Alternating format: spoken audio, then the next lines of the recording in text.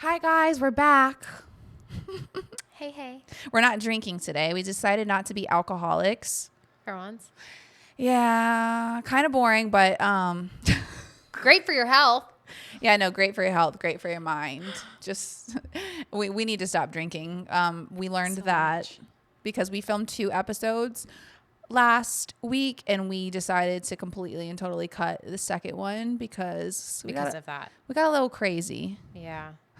And not to be released to the public ever. Yeah. We're just a little too outspoken Yeah. when we're, 4 wine glasses deep. Yeah. I think that's what that was. Yeah. But okay, so a little bit of social anxiety for me, which is an issue. Like I can't be like, "Oh my gosh, can. I need alcohol to be a normal human No, being." you can't I do literally this. posted a meme on the Gossip Committee account and I was like, two glasses of wine just makes me a normal person. And I feel that.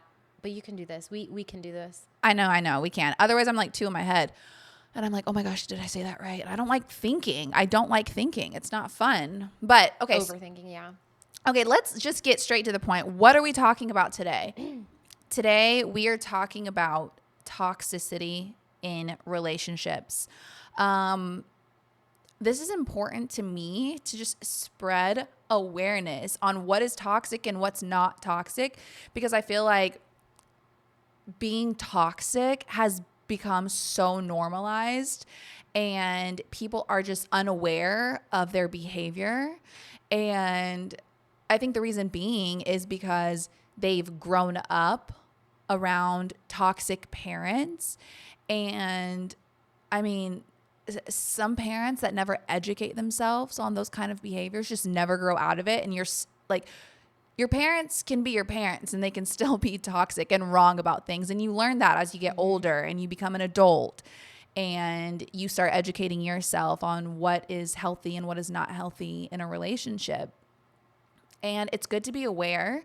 And it is possible to have a relationship with somebody that wants to be healthy, wants to be happy, and doesn't want to suck the energy out of your soul. Mm-hmm. Do you agree? Oh, yeah, I agree. I have that personal, professional friendships. You could be toxic yourself and not even know I it. am in certain things. Yeah, I know exactly where I'm toxic in my life and I need to fix it. And I'm like, how do I fix that exactly? Like friendship wise, like there's certain things that I expect out of people. And then it's like, okay, well, they're also on the receiving end. Like where can I make myself better? And I'm still trying to figure that out. Yeah, and like nobody's perfect. But as long as you're willing to grow and learn and do your best to not be a toxic asshole, then that's the best you can do. And I also like want people to check me. Like I hope you would check me if I was doing something to you. Okay, yeah, I would. Okay, If something was toxic, for sure. Good. Absolutely. Checking people, that's one of my problems. Like really? Lately with I appreciate the check. Well, with Lucas, I feel Did bad. you check your man? What? I'm constantly checking him because I feel like he just has like a natural abrasive kind of style of communication. Married to 2 Brazilians. I'm pretty sure I know what you're talking about. Right. So, but here's what's toxic. This is a toxic comment. That's just the way I am. No, you can change. You can grow. I call them man periods. That is a thing. Oh my God. And it's worse than girl period. Yeah. My husband's going through one. Love you. Today. God bless it. I'm about to gouge my eyes out. Yes. Oh no. Sorry guys. If I'm messing with my hair, it feels like it's in my face, but I don't want it out of my face because I'm trying to cover up my big ass forehead. Okay. So yeah, that's just an example of a toxic comment. Like, what do you mean this is the way you are? Like, if this is the way you are and you're not making the person that you love supposedly happy by being that way, why wouldn't you want to change it? Like, don't you want to I think there's a difference between like being in a bad mood and then like actually just like lashing out and being like a piece of nonsense. Yeah, there is. And so here's the thing. Like we all impulsively react. Everybody has their bad days. Yeah. Everybody gets in moods. That's normal. That's human. But the number one thing in a healthy relationship is communication. If you're in a bad mood, if you're feeling off, Talk about it. Talk about it. Say, you know what? Today I'm just feeling like triggered. I'm feeling impatient. I'm just not feeling like my men are best self. like taught to suppress their feelings. Right, which is Stupid. And there's like a higher suicide rate of men to women. Well, it's like as well. Talk about it. Like I can't. Like guys say women like we don't know what you want. Like we can't read your mind. Literally, it goes the other way. Like I tell my husband literally everything that's going on in my mind, like how I feel, what I'm feeling, what do I want to eat, what is this, what is that, and then I'm like I'm the easiest to put everything out on the plate for you. Like, why won't you do that in return? And I think it's just like a man thing. Like they just are taught not to do that. Do you know why it's a man thing? It's because we've grown up with toxic parents that when they see a boy, they're like, toughen up. You're a man. You can't cry. Like parents literally say that to their children. You're making it harder on the wives, man. Like Men, I can't read your mind. You have a brain. You have feelings. Just tell me. And babe, just tell me. You need to communicate. When you're feeling off, you need to tell your person. And as an understanding, healthy partner, you need to be like, okay, you're having a bad day. I have my bad days too. Like I won't bother you. And like that should be it. These things communicating the way you're feeling doesn't have to be a fight. It should never be a fight. When you're in a relationship with somebody for a long time, you have to communicate about literally every single thing in your life. And life is full of ups and downs and highs and lows, and you're getting things thrown at you in every which direction. And you're going through that with your partner. You need to be able to figure out how to communicate effectively, or else you're just going to be drained. And your partner is supposed to be your safe place. They're supposed to be your peace. That the one thing that I remember that a parent gave me advice about when me and Lucas were in a very what's that T word? Turbulent season of our relationship where we were just fighting nonstop, like just every day, all day. It was awful. A parent said when somebody has had like a long day and they get home, like you want them to feel like, okay, I had a shitty day. I dealt with this, I dealt with that. But like, at least now I know that I'm going home to peace. Like this person is my peace. I'm not going to have to go home and deal with this and this and this from this person. And then when I talk about my shitty day to them, they're not going to support me, or they're not going to listen to me, or they're going to be like busy with their video game or whatever the fuck it is that they do when you're not around. You know, like they need to be there for you. That's what a partner is. Otherwise, they're just a roommate, or they're just like dead space taking up space in your area. They're supposed to be beneficial. A partner, a friendship, like any kind of relationship is supposed to be beneficial. Otherwise, why have it? It's not supposed to bring you down. It's only supposed to bring you up. And if it's not, you don't have to be in it. Agreed.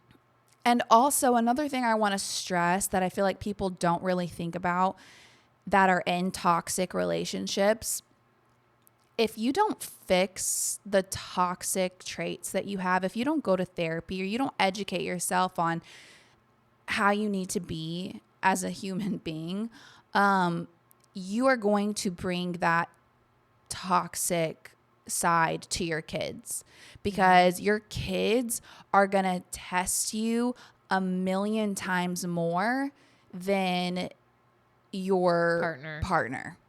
Because they're kids and you have to guide them and you have to teach them things, and they test your boundaries because they're learning. They're just figuring out life, and you have to be able to have healthy communication with your kids. And if you don't have that with your partner, you're damn sure not going to have it with your kids, because you're going to constantly be getting triggered. So think about that before you have kids. Think about who you're choosing as your partner before you decide to want to have kids with them. If they have anger issues with you, they're going to take out their anger issues on your kids as well. And I know one thing for me, I care more about my kids than I care about myself. And if you can't get out of that toxic relationship because you don't love yourself, do it because you're going to love the kids that you don't have yet. Agreed. That's what I have to say.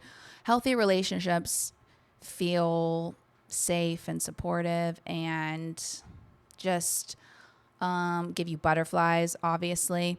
When you go out with the girls or when you go out with the boys, I'm not speaking just against men. I mean, women can be extremely toxic. This goes for everybody.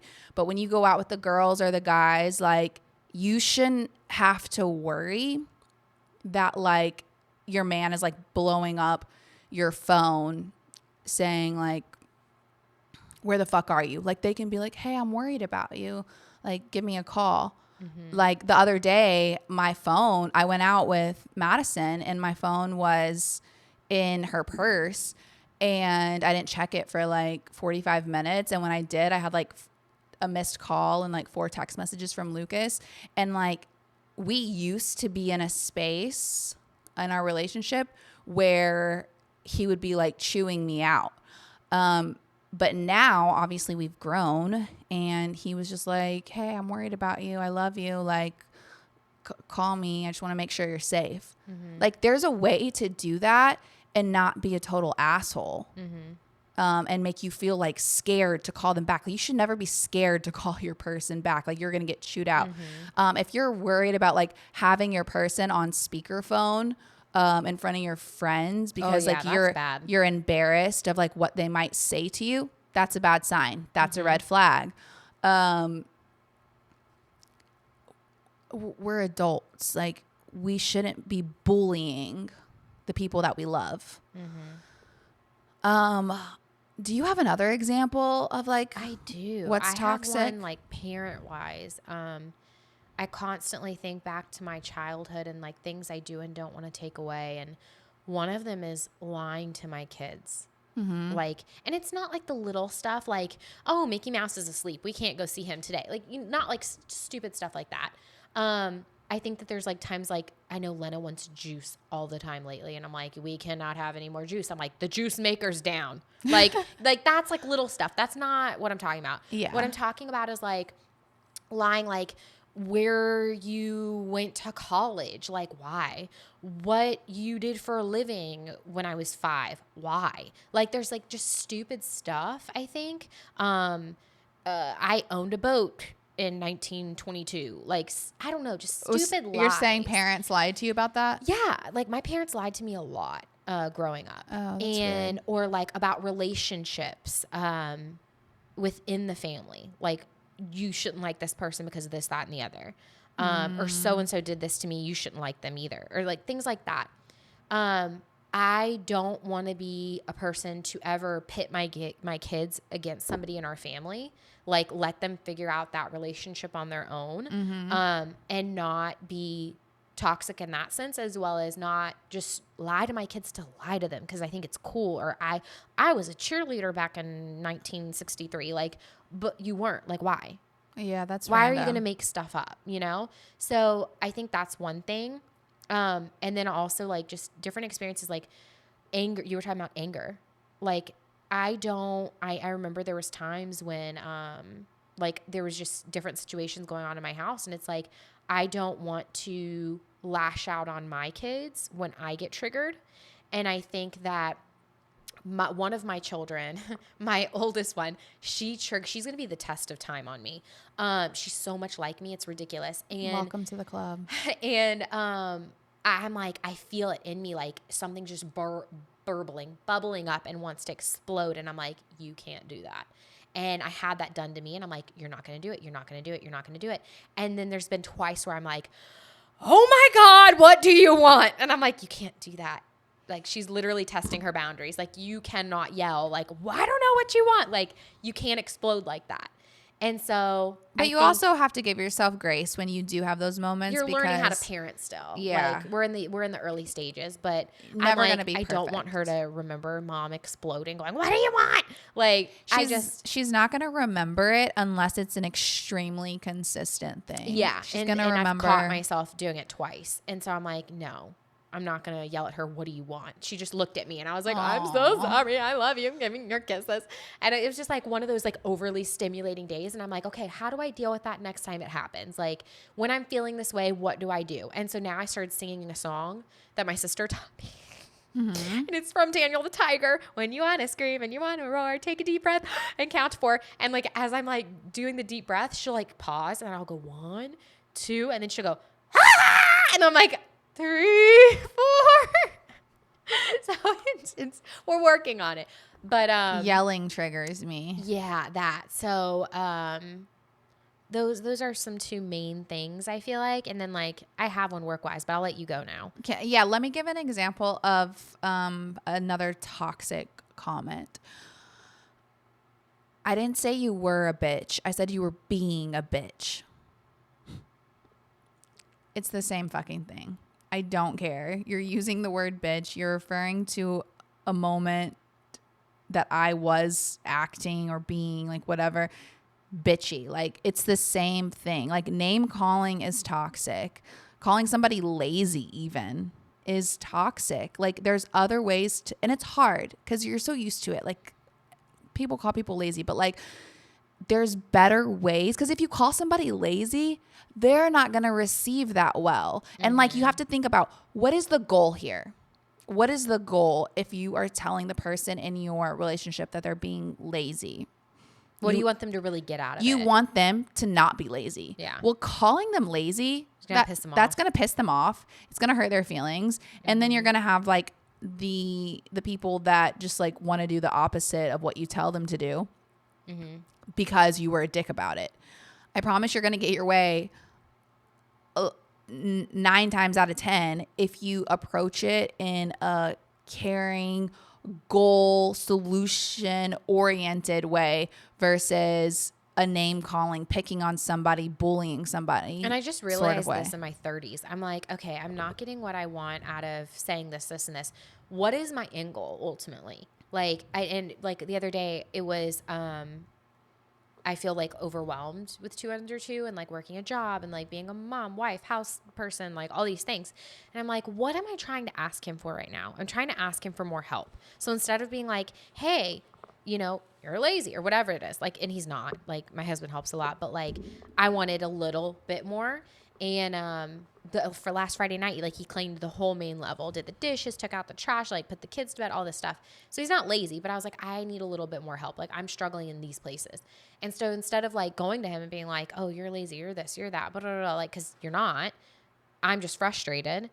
What do I want out of you? I want more help. Like, hey, I know you do this, this, and this, but I could use a little bit more help with this. Like really thinking, what is that own goal? What do you want? Versus just going for the easiest thing. Mm-hmm. Right off and just like speaking out of anger, tired, hurt, whatever you're feeling, really thinking about it and thinking it through before you open your mouth. Yeah. I mean, taking deep breaths really is effective. Mm-hmm. That's why when you're going through labor and they tell you need to work on your breathing and how you're breathing during contractions, like it actually really calms you down and it helps the contractions. Like it helps your brain and it brings you to a place of like feeling safe and leveled and balanced. Okay. So taking deep breaths is really effective and you should try it sometime. Agreed. Okay, giving the silent treatment, that is toxic. Oh, I hate that. That's just not having communication at all. So, I don't know who taught people this. It drives me crazy. Or what like, does it solve? Nothing. Or like, what does it do? Makes everything worse. Or like when you're in the middle of a conversation, like really in the thick of it, and they're like, "You got it." Yeah, I'm done. Or you got it. Like, huh? My what? husband's guilty of this. Yeah, Lucas is It literally guilty pisses me off. You got it. And I'm like, God, what? Like it's their way of ending the conversation And I'm because they're like, tired of but hearing the conversation isn't over. No. If you need a break, that is one thing. You don't walk away. You don't give somebody the back of your head that's talking to you. You don't storm out of the house and leave them on red or not answer their phone calls. Like, that is toxic. You tell them, listen, I can feel myself, getting triggered right now, and I don't think I'm in the best headspace at this moment to have a conversation. If we could just like take a breather and reconvene, in an hour or a little bit later tonight, I would really appreciate that. See, that's like such a womanly thing to say, though. I don't see a man saying that. Even though I want it and we want it and we expect it, I don't think guys do it. Okay. If I told my husband to say that, he'd literally laugh in my face. Well, that's toxic. I know. He would laugh. He's just like, what the fuck? I get it. I get what you're saying. when he's mad, that's relatable. he's just like, and I'm done. And I'm like, no. But like, I'm talking about these things, back. guys, because I'm currently going through these struggles, and it doesn't just I think because somebody's every relationship though is. No, every relationship is. Just because somebody has toxic traits, it doesn't make them a bad person. Lucas is one of the best people I've ever met. But every relationship has its struggles. In my life. And it's also a culture thing too. But that doesn't make it right. And if your partner that you love wants you to approach a situation in a different way, and you can put your own twist to it if you don't want to, if you think what I just said sounds silly, which I don't think what I said sounded silly. Like, what would he laugh about though? No, I don't think what would be silly. funny about that. I think that's an expectation that, like, this is just me personally. I don't think any man's going to take that, like, and be like, okay, let me say that. I think as a woman, we want that. And like, that would be a response we would give. But I don't see a man saying that. Cause like, we think of things differently. Our brains work differently. They're raised, I feel like most of them, I can't speak for all men. They're raised to like suppress feelings, not say too much. And we're like communicators. We overly communicate things. How do you say, there's a word I'm looking for here. God, what is the word? I don't want to say cultivate. Like we try to, I can't think of the word right now, but like we strive to make sure what we're trying to say comes out right or guide things. And I feel like men just kind of like more or less fly by the seat of their pants and just go, and don't really think twice too much. I think my personal husband would literally hear that and be like, and laugh at me if I said that. He'd be like, he doesn't communicate like that, like at all. So he would just be like, okay. And like next time he probably would just be like, Madison, we'll finish this conversation later. But he definitely wouldn't say that whole spiel verbatim. Yeah. So every relationship is different. Every relationship has different expectations. Find what works for you in your relationship. If you yourself are feeling negativity inside your heart, if you're feeling drained, if you're feeling like not in a good space, that is a sign that you are not enjoying what this person is bringing to the table, and you have a right to ask for something else. And if it doesn't work, there's other people out there that are willing to communicate the way that you want them to, if that is something that's really bothering you. Also, like setting boundaries too. Like, if you do ask for space and say that you're not in a good spot to talk right now, and they just continue to poke at you and poking you, you need to be firm and be like, listen, I'm setting a boundary right now. I need space. I don't want to talk about this at this moment. I'm happy to pick this back up later, but I need to set this boundary.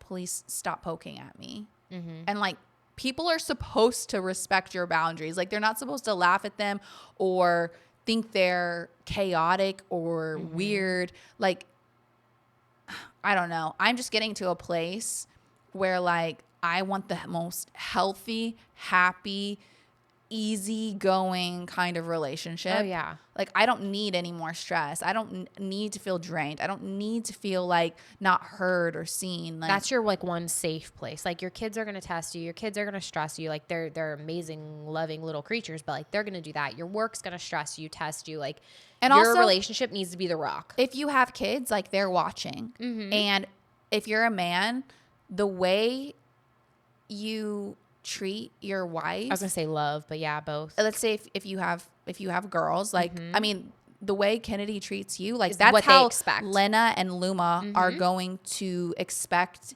to be loved. treated Yeah. from the men in their life. So as long as Kennedy is okay with the way he communicates with you, him having a man speak to his daughters that way, then okay. And you're okay with it too. Like that's y'all's relationship.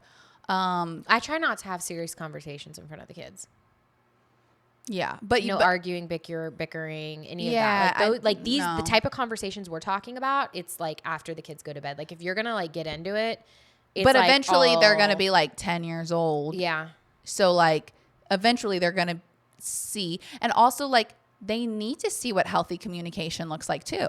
We're still working on that. I don't know about y'all, but we're still working on that. I think like in every relationship, We definitely, yeah, we're not there yet. Like even though we've been together forever, it's like we grew up together and we're still growing, and I think we're going to continue to do that. But I think everybody tests everybody, and everyone has moments. That's another thing, because we've been together for so long. You probably accepted things in the beginning of the relationship that you've, now that you're an adult and your brain is developed, and you probably expect different things, a new level of respect that you didn't expect at 18 years old. That's true too. And then it's like cultivating that into your now relationship, and for men, it's like, wait a second, now you want me to do this? Like you haven't asked for this for 10 years, like, and now I want it. Yeah. Now I'm aware that it's not healthy. And I think no matter where you're at in your relationship or how long you've been together, your relationship and the way that you two treat each other, and it's always cultivating and always changing and moving. And it's just, again, communication. Communication is such a big factor. For sure. But yeah, I think that pretty much covers like everything I wanted to say as far as like being toxic. Obviously, you can get into like gaslighting and manipulation and all of that.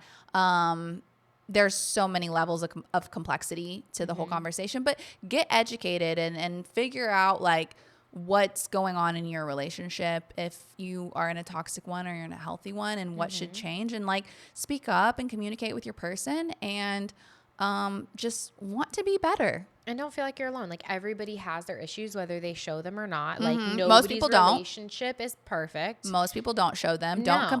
Do not compare your relationship to anybody's relationship on social media. That is the one thing I can say. No relationship is perfect. You don't know what's going on behind closed doors. You don't know what they're choosing to share and what they choose not to share. But everybody has their issues. Like no matter who you are, it's just how you work through them and get to the other side. For sure. Yep. Agreed. And if you both are on the same page. Yeah. Okay, let's move on. Okay, we're back. Okay, one more thing I wanted to say about relationships really quick is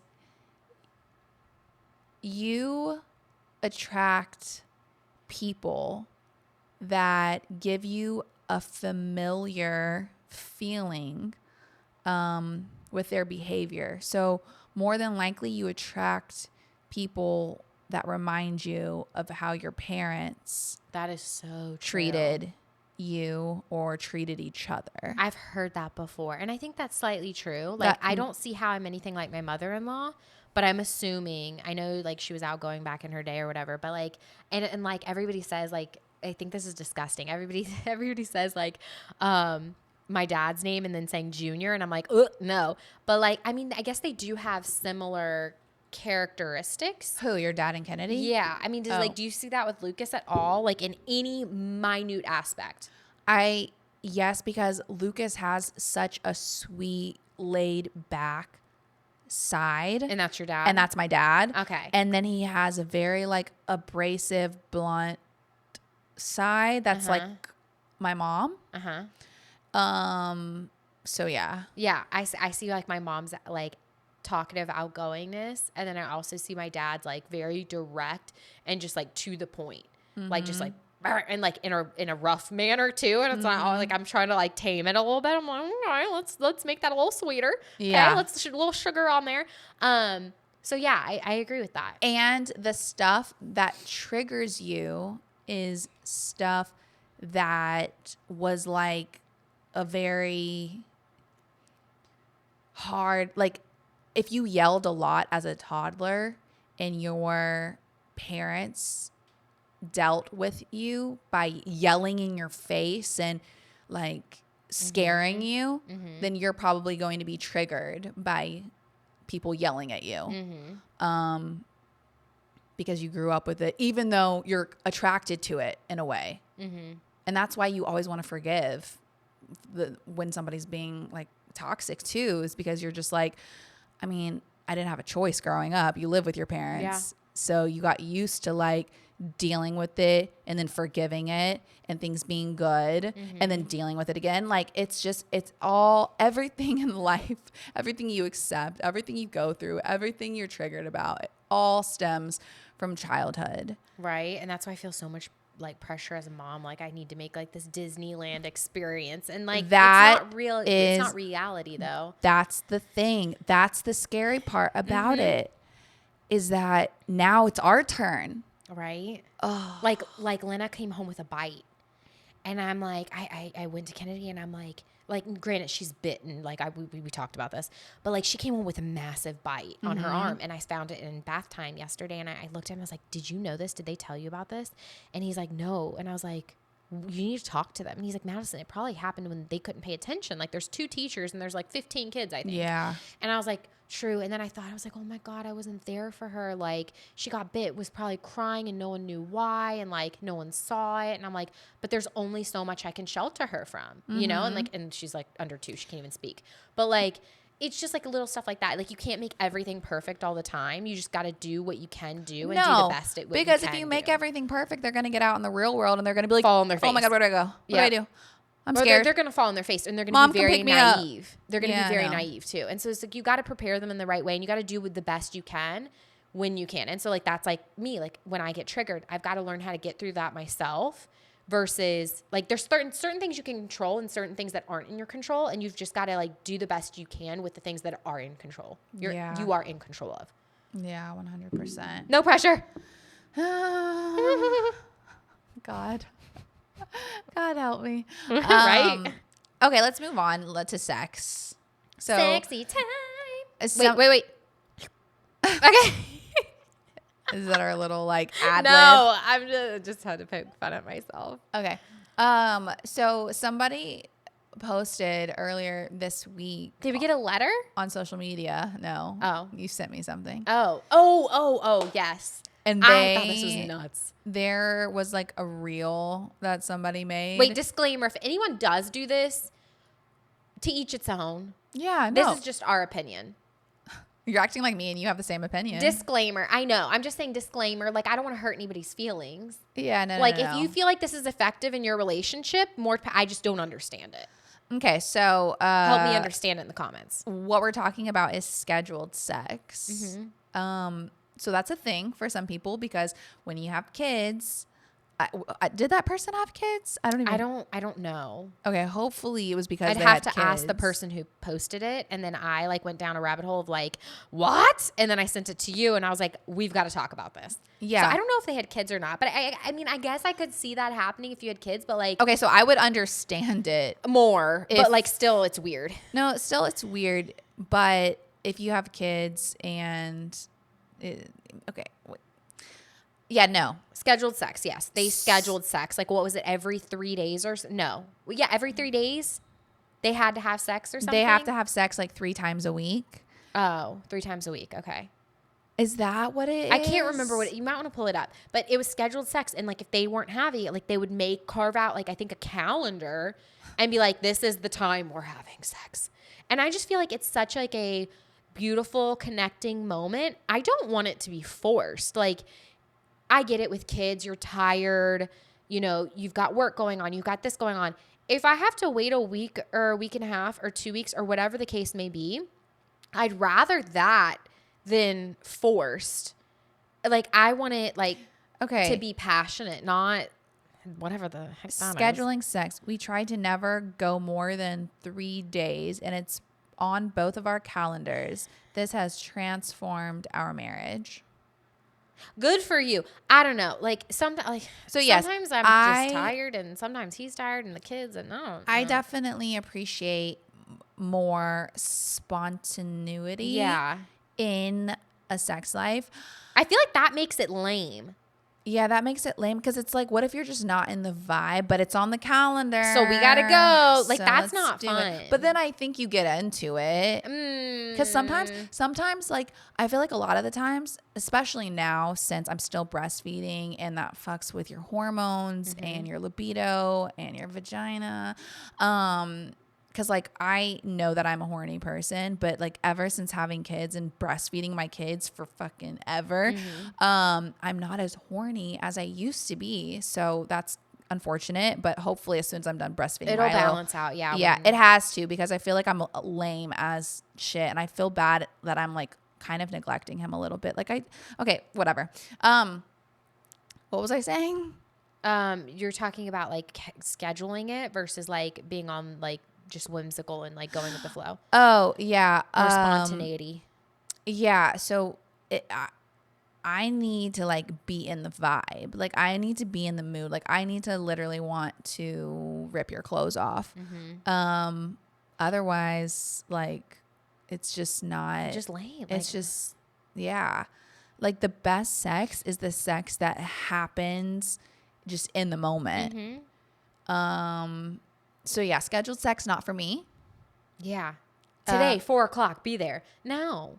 This isn't a doctor's appointment. No, it's different if you, like, get a text, a sexy sext in the middle of the day. Like, tonight I got you. Okay, that's different. That's but different. I'm talking about we have to have sex every 3 days or we're just not going to be married. Like, I don't know. There's that whole thing is no. But I'm all down for the little emojis, like with the little devil thing and, like, the little water going everywhere and then the little tongues and, like, eggplants.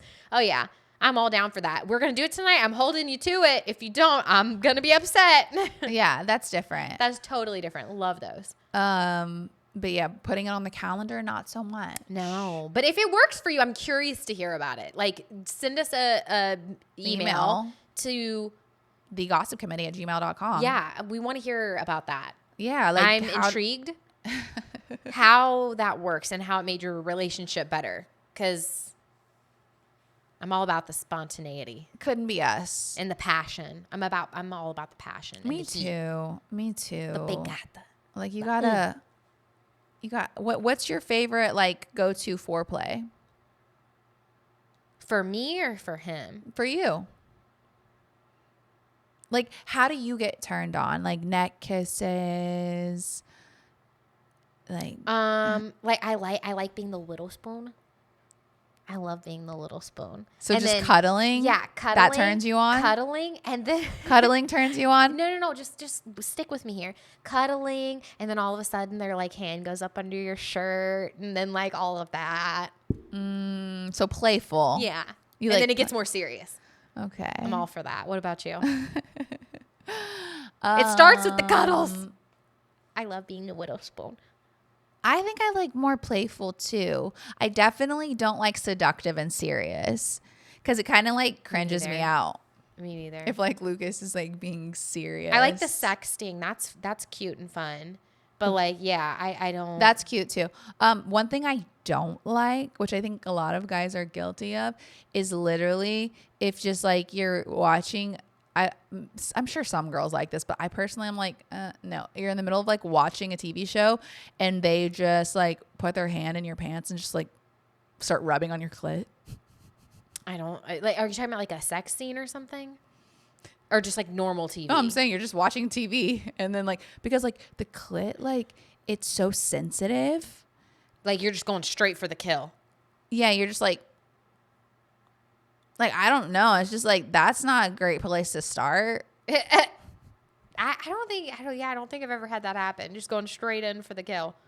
Yeah, it's not the vibe. Like, lead up to that. Yeah. Get there eventually, because my clit has to be stimulated first in order for it not to be, like, so sensitive to, like, you messing with it. Like, it needs to have some sort of stimulation before, like, I can like what you're doing with it. True. Yeah. So, like, kiss my neck first. Like, ease Be into cute. it. Yeah. Give me What is some it? What is juicy it? kisses. A woman's not a car. You just can't just turn it on. Yeah. You have to like let the engine warm up. And Yeah, like, sorry, but can you turn have the to put key, effort into but it. you have to like warm the engine up. You can't just pop it and drive and go. That was like one of the best statements I ever heard somebody say. Yeah, but that's like the sex topic today. Scheduled sex and why we don't understand it. Love it. The topic, not scheduled sex. I want to have more sex. I mean, I went from last episode being like, we've been having some really great sex. And then now you're like, I want more. Dude, it's because like literally I feel like there's like 4 days out of the month where I'm like, okay, it's happening. I'm horny again. And then like all of a sudden it's like back down. And I'm like, what's happening? Like, why am I like this? It's annoying because I like to be sexual. Yeah. And I don't, it's the hormones. and I don't like him to think that I like don't want him. Yeah. Because I definitely want him. It's the hormones. Okay. Did we talk about a mom topic yet? Can we really quick? So yeah. Let's talk about gentle parenting because I know a lot of people are wondering about it. Sure. And what your game plan is with your kids and what you think about this whole society of gentle parenting. I think if you there's and an your man extreme. agree Yeah. on how you're gonna be dealing with parenting. I think we've talked about this before, just a little bit. Not on here. No, just like in everyday life. I think there's an extreme to it, which I'm not An fond extreme of. to what? Gentle parenting. Okay. That I'm not fond of, but I'm not fond of like the extreme opposite where it's like beat your kids with a freaking belt. Okay. What are you not fond of in the extreme gentle parenting? I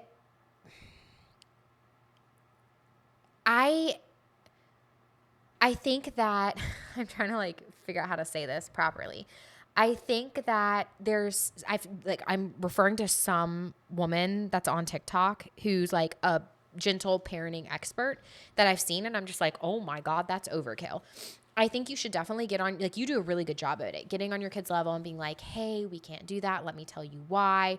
You have big feelings. Like, let's talk about that. Let's work through that. And like my children aren't at the age of like understanding that concept, but I'm still practicing it now. So when they do get the age, like we're already like in that flow. Mm-hmm. So I think I agree with that. But I think I understand kind of what you're saying about like the part that's extreme is when they literally come up with a whole script that's like this 20 million long, miles long to the one thing your kid just did. that a child literally, And first then of you all, flip it. can't comprehend. Second of all, would take like 10 minutes For me to even come up, like by the kid that your kid is a memory of a fish. Exactly. Like their attention's that of a goldfish. And so like you just taking 25 minutes to come up with that response, I got to come up with it like that. Mm-hmm. My head ain't going to come up with that paragraph in 2.5 seconds. So I'm sorry. No, we can't touch that. The reason why, you're going to get hurt. The end. Love you. Let's go redirect. But like, I can't come up with a paragraph and 50 million reasons. I don't know. There's some weird stuff out there and some long stuff. I just can't. The best things to do in times of like your kid being defiant or not listening is redirection. I get on their level. I'm like, I know you want to do this, but how about we go do this instead? Because you're going to get hurt. Yeah, I mean, at your kid's age, 1 and 2, like redirection is so easy. It's so easy. Just make something else look 10 times more exciting. Mm-hmm. You can't have a conversation with a 1 and a 2-year-old. You literally just can't. You can't start having conversations until they're like close to 3, 2.5, 3 years old. But these 5-minute long talks, like I see this lady, I'm like, oh my God. How did she even come up with this? I even try it with Callie, but like it's when they're in a moment of being defiant and being triggered and having a temper tantrum or a meltdown, you can't have these conversations. No. So cannot. Redirection, when your kid is hitting you, I can't let you hit me. I'm going to step over here. The thing about my kid is that he's going to follow me. So I'm still trying to figure this out. I feel like there's always like you have to constantly figure out new things with kids too. You do, because kids all have different personalities too. Like it's not a one thing works for all. No, absolutely not. What is your stance on like spanking? I think, and I know a lot of people feel differently about this. I am I'm against like the belt whooping, and I grew up with that. So I'm against that. I think there's a certain age for a little pop on the tush. And I think that, and this is my personal parenting opinion, like a lot of people are like, no, no, no. Like my sister is one of them, like absolutely not. But I think that at some point, like when they can comprehend, there is a point where it's like, they say an ass whooping will like fix that. Like that kid just needs an ass whooping. Like that's it. And I know you've heard that, like being like with families that are like Latino, like it's just like a thing that they do, and you either grow up with it or you don't. I had a butt whooping from here and there. And like by butt whooping, I mean like a little pop on the tush. And I didn't want the pop on the tush. So like I quit, and like that does work. But I think that there's an age for that, and there's an understanding for that. And I think there's also other ways to try. And then it's like, listen, Mama doesn't want to have to take you outside. So are we going to correct this? Like, I think there's a certain age for that understanding. And I think it's also, if you do it the right way, it shouldn't be done in anger. Yeah, that's the most important thing. It shouldn't be done in anger. It shouldn't be done in anger. And it's like a one and done type of thing. And you don't go get a freaking object to do it. And you don't pull down pants to do it. And like, there's like a lot of clarifications. I don't want to just say like, yeah, you're going to get a pop on the ass. But I think like, one, we're not there yet. My kids don't understand that. Like I felt so bad once. I like popped her on the hand because she kept throwing food, and I was like, okay, fine, on the hand, just like that. She just lost it. And then like I tried it one more time, and I was like, maybe I did it too hard. Well, I did it like just a little pop, and then she went, like she didn't get it. And I was like, we're not at that age yet. At that age, like it literally doesn't make sense. Pop on the hand. Like I literally did this. Like I grabbed her hand, and I was like, we're not going to throw food. And like, so that time she was like, parabéns a você. And like the other time I was like, Lennon. And like she cried. And I was like, okay, like, yeah, it's that's just, a normal it's confusing reaction, and but like, doesn't they don't make get sense. it. Yeah, they don't get it. And so I think there's a time for it. When I get there, will I actually do it? I don't know. I want to say yes, I'll pop on the tush. Don't know what deserves that. Like I think you just cultivate as you become a parent. I'm not one way or the other. Yeah. I'm a nice middle mixture. That's how I am too. And we'll figure it out as we go. That's all I can say right now. And you're either for it or against it, or you're in the middle like me. So it to each its own. People will parent the way they want to parent. Yeah, no judgment, but just also just like don't beat your kid. No, exactly. Like that's out of anger. I'm not either one way or the other. I'm a nice mixture in the middle. And I think that there is a point where you might have to just give a little pop on the butt. And I mean, my parents did it literally once. Like, I kid you not. My mom had this, I remember, this little red paddle in her purse, right? So she used it once. And my mom was like, I didn't even pop you that hard with it.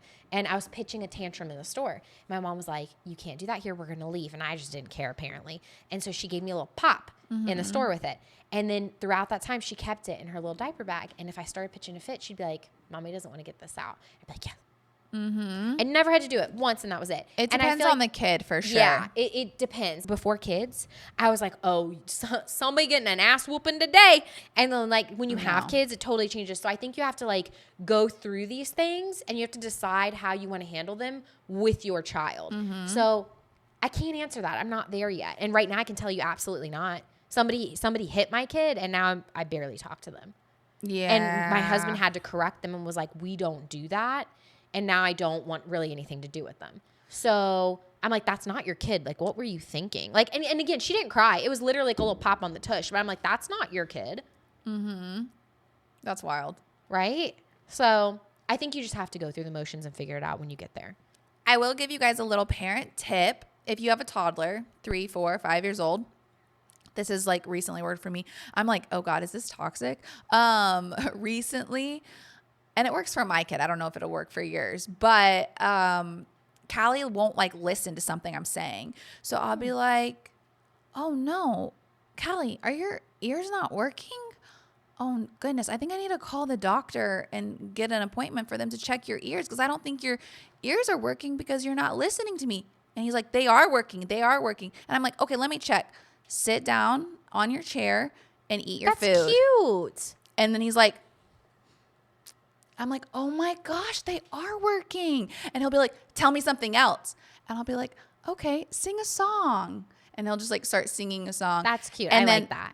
And I'll do it too. Like Another thing, like in the morning, you know, when you're getting your kid dressed and they want to like act like a crazy lunatic and like be over here and be over there and dance around and not stand still, the one thing that they're trying to do, I say like, I'm going to count and see how many seconds you can stand still for. Do you think you can stand still for 10 seconds?